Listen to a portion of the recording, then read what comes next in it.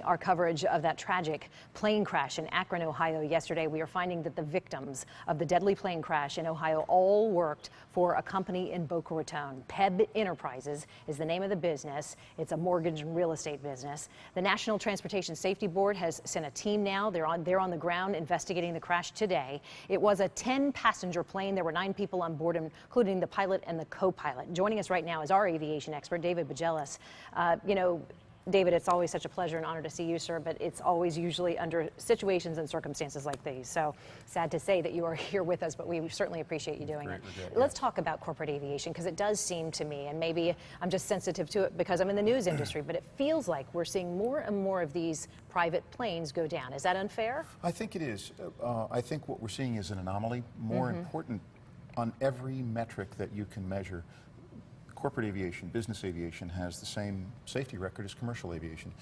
We have seen a few recently in the past couple of years, but we've also seen some commercial aircraft accidents. I just think this is an anomaly right now. You do? I do. So the news coming out from the NTSB that it was flying low, that it banked hard left, that it clipped, it left what do they call it? A mark on the pavement, basically. I forget how the term she uses in your aviation world, but a mark on the pavement. So it literally hit the ground and then smashed into. Is that anything unusual about that to you? It was flying so low prior to the approach of the runway. Here's what we know. He was below what we call the glide slope. He was below where he was supposed to be for flying into that runway. Weather was clearly a factor. It was only 400 feet overcast. Yes. That's real close to minimums.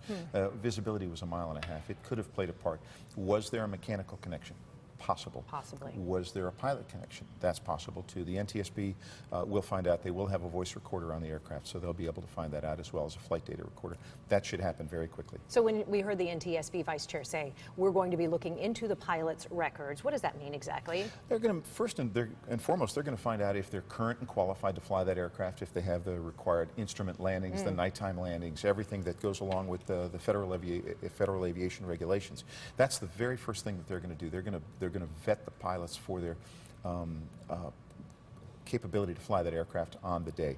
The second thing they're going to look at is rest times. They're going to look at their phone records. They're going to look to see if they were texting before. There's so much that the NTSB does, and it's extraordinarily comprehensive.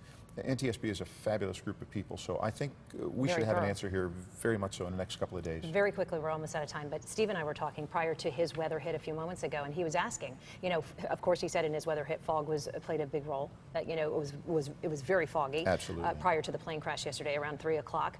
Were there instruments on board that plane that would have cut through fog? Can you tell on that aircraft, no, it's too old, and it's called enhanced vision and synthetic vision. This aircraft would not have had that. On the newer aircraft they do, this one would not have. Would not have had it. Dave Bajelis.